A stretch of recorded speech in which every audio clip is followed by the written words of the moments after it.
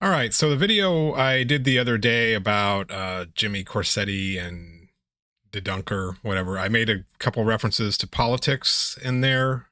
Specifically, actually, I don't even remember specifically what I said. Anyway, there were some comments, a couple people at least didn't like that, felt the need to comment on it. You know, you're choosing sides, whatever. I might have even lost subscribers. Who cares? Anyway, I hope nobody left. If you did leave because you were offended, see ya.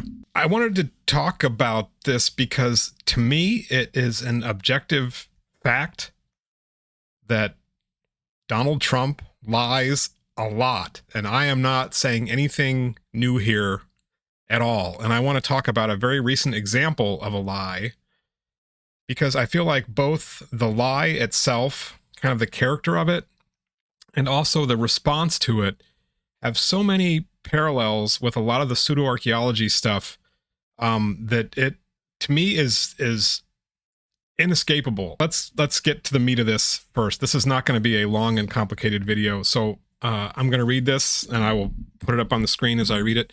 Has anyone noticed that Kamala cheated, in all caps, of course, so that's how you know it's serious. Kamala cheated at the airport. There was nobody at the plane, and she AI'd it and showed a massive crowd of so-called followers, but they didn't exist. She was turned in by a maintenance worker at the airport when he noticed the fake crowd picture, but there was nobody there, later confirmed by the reflection of the mirror-like finish on the vice presidential plane. She's a cheater. She had nobody waiting, and the crowd, in quotes, looked like 10,000 people. Same thing is happening with her fake crowds at her speeches. This is the way the Democrats win elections, by cheating. And they're even worse at the ballot box. She should be disqualified because the creation of a fake image is election interference. Anyone who does that will cheat at anything. You know, you can debate whether Donald Trump is actually really losing it or whether this is part of his sinister plan to prepare the country for the fact that he is going to lose and possibly lose big.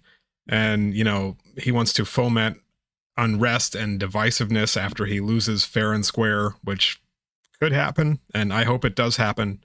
But the nature of this lie is such that you wonder how he would have thought he could get away with this. It takes a matter of seconds online to, if somebody were fact-checking this for themselves, you know, the MAGA people always say you have to fact-check the media. You don't believe them, you have to fact-check them.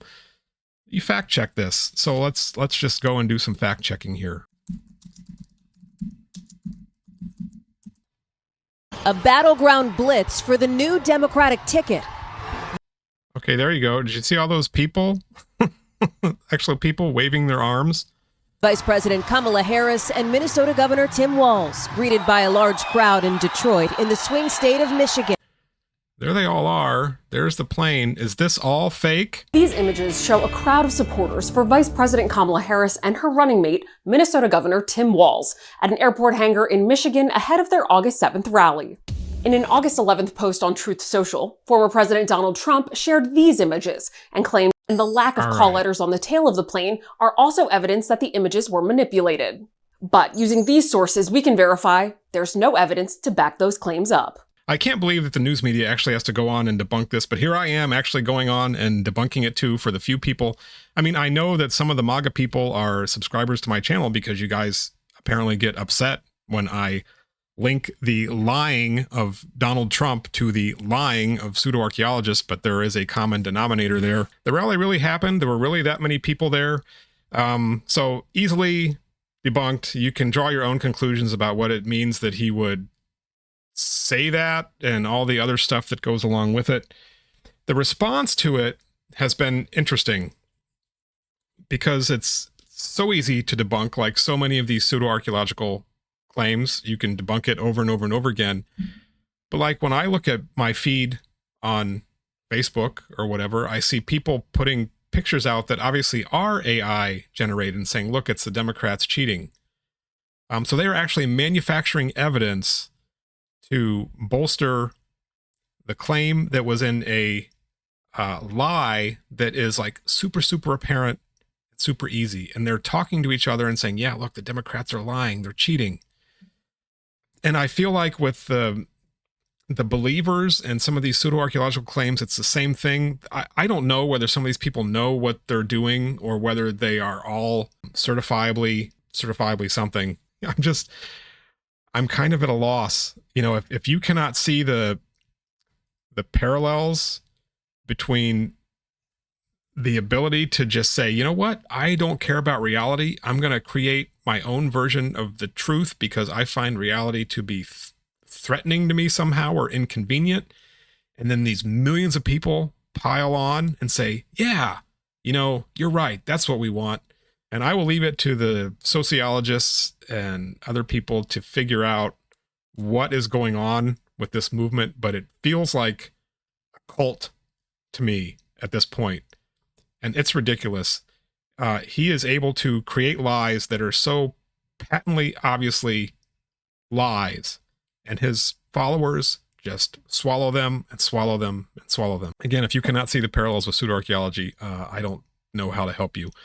So yeah, I am going to talk about politics when I want to talk about politics. To me, politics and pseudoarchaeology are connected at many levels. They're connected with examples like this, like why people want to believe things that are very obviously can be shown to be not true.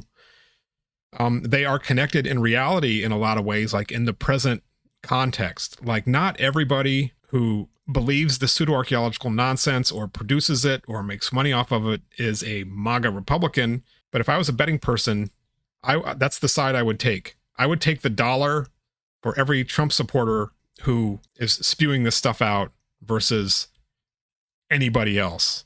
Like you look at Joe Rogan, he quasi-endorsed RFK the other day and Trump came down on him and then he backed off because he's such a big tough guy. But the boss, he knows because he knows who his audience is. It's the MAGA idiots.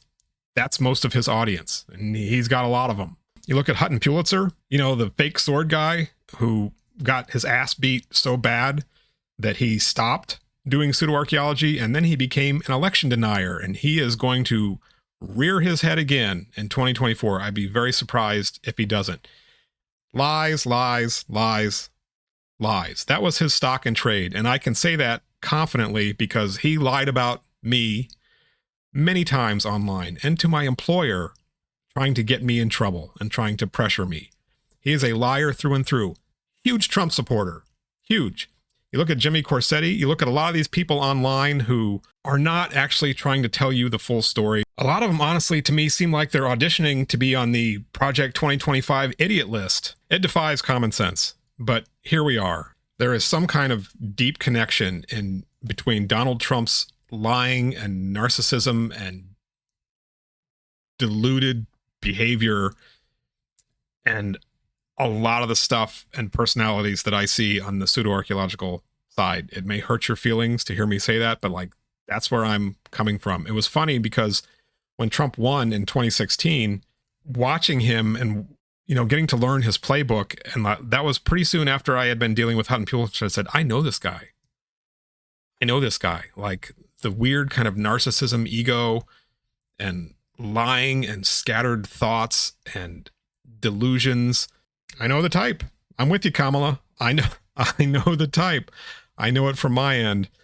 And you know, if you don't like hearing those kinds of parallels, if we're supposed to all say, well, you know, just like, you know, pseudoscience is just another kind of archaeology. It's just alternative archaeology. And just like, you know, Donald Trump's truth is just Donald Trump's facts are just alternative facts. Like that's what it sounds like to me. We're supposed to believe a bunch of crap because it makes people feel good or it resonates with how they want the world to be.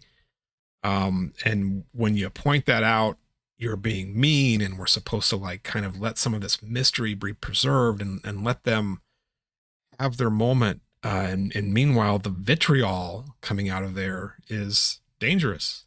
It's dangerous. That's my 2 cents on that. And it will not be the last political thing you will hear me say. One thing I learned in journalism school a long time ago is that everything is political. You know, the stories you decide to report and the ones you decide not to report have potential political ramifications. So the idea that you know, as a scientist, you can just put politics aside, you know, that might be true to some degree. in some kinds of science, even some kinds of archaeology, but it's not true in this stuff. There's no apolitical pseudoarchaeology in my book, anyway. And there are some people out there who I know do not share Donald Trump's politics. I get it. But, you know, if I have to count my beans on one side or the other, that's where a lot of that stuff is coming from. It's the same mindset. So you can lie all you want. It's my right to talk about it, to call it out, to draw parallels, and to say my piece. And so that is what I am going to continue to do. Have a nice Wednesday, everyone.